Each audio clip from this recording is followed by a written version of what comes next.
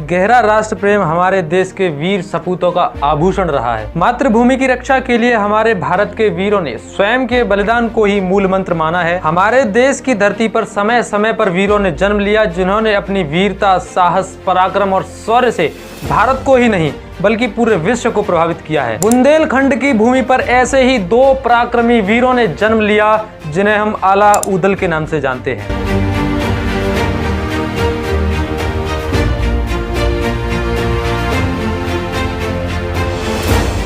नमस्ते साथियों, आज हम आपको आला और ऊदल की कहानी बताने जा रहे हैं। आल्हा और ऊदल दो सगे भाई थे। इनके पिता का नाम देशराज सिंह था और माता का नाम देवल था। देशराज के भाई वत्सराज थे। माड़वगढ़ की लड़ाई में माड़वगढ़ के राजा कलिंग राय ने रात को छल से देशराज और वत्सराज को बंदी बना लिया और उनकी बुरी तरह से हत्या कर दी। आल्हा और ऊदल के पिता के युद्ध में मारे जाने के बाद महोबा के चंदेल राजा परमाल के महल में उनकी रानी मल्हना के द्वारा उन दोनों का पालन पोषण हुआ। रानी मल्हना ने इन दोनों बच्चों को अपने बच्चों की तरह प्यार से, स्नेह से इनका पालन पोषण किया। समय के साथ दोनों 16-17 वर्ष के हुए तब तक घुड़सवारी, तीरंदाजी और तलवारबाजी में ये एक्सपर्ट हो गए। एक दिन ऊदल ने अपने बड़े भाई आल्हा से शिकार पर चलने की जिद की।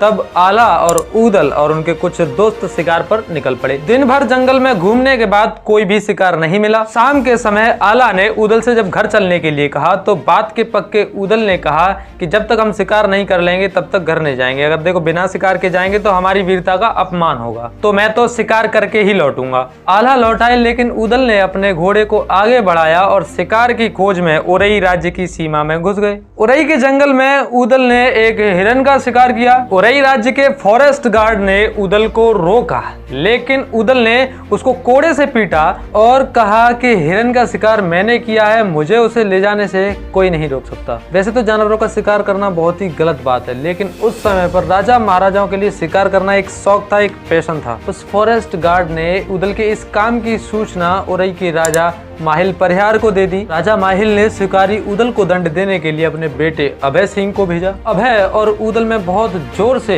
युद्ध हुआ और ऊदल ने अभय सिंह को हरा दिया। बेटे की हार से राजा माहिल परिहार गुस्से से आग बबूला हो गए। राजा माहिल परिहार ने ऊदल की शिकायत उनके गार्जियन यानी चंदेल के राजा परमाल सिंह से उनकी शिकायत कर दी और कहा कि आपका चाकर अगर इतना ही बड़ा योद्धा है तो अपने पिता की मृत्यु का बदला ही क्यों नहीं ले लेता। संयोग से इसी समय ऊदल दरबार में आ गए और अपने पिता की हत्या की खबर उन्होंने सुन ली। गुस्से में ऊदल अपनी माँ के पास गया और माँ से अपने पिता की हत्या के बारे में पूछा। माँ ने अपने बेटे को युद्ध से बचाने के लिए अपने पिता की मृत्यु का कारण एक बीमारी बता दिया, लेकिन ऊदल सेटिस्फाई नहीं हुए। गुस्से में आकर ऊदल ने फिर से अपनी माँ से पूछा। विवश माँ ने ऊदल को उसके पिता की हत्या की सारी कहानी बता दी कि कैसे माड़वगढ़ के राजा कलिंग राय ने उसके पिता की निर्मम हत्या कर दी थी। ऊदल इस बात को सुनकर बहुत गुस्से में आ गया। पिता की हत्या का बदला लेने के लिए ऊदल ने अपने चाचा ताला सैयद और आला और महोबा की सेना को लेकर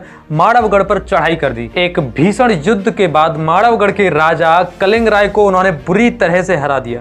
कलिंग राय उनके पैरों में गिरकर अपनी जान की भीख मांगने लगा, तब जाकर उन्होंने उसको जीवन दान दिया। अब इस कहानी में पृथ्वीराज चौहान की भी एंट्री होती है। सन 1182 में पृथ्वीराज चौहान बुंदेलखंड पर विजय का सपना लिए चंदेल शासन पर उन्होंने हमला कर दिया। बैरागढ़ की भीषण लड़ाई में ऊदल ने मातृभूमि की रक्षा करते हुए पृथ्वीराज चौहान के साथ युद्ध करते हुए वीर गति को प्राप्त हो गए। बड़े भाई आला ने अपने छोटे भाई ऊदल की वीर गति की जब खबर सुनी तो अपना आपा खो बैठे और पृथ्वीराज चौहान की सेना पर मौत बनकर टूट पड़े। आल्हा के सामने जो आया मारा गया। 1 घंटे के घनघोर युद्ध के बाद पृथ्वीराज चौहान और आल्हा आमने सामने थे। दोनों में भीषण युद्ध हुआ और पृथ्वीराज चौहान बुरी तरह से घायल हो गए। आल्हा के गुरु गोरखनाथ के कहने पर आला ने पृथ्वीराज चौहान को जीवन दान दे दिया। फिर बुंदेलखंड के महायोद्धा आला ने नाथ पंथ स्वीकार कर लिया। जगनिक कृति और आल्हा खंड में इन दोनों वीर भाइयों की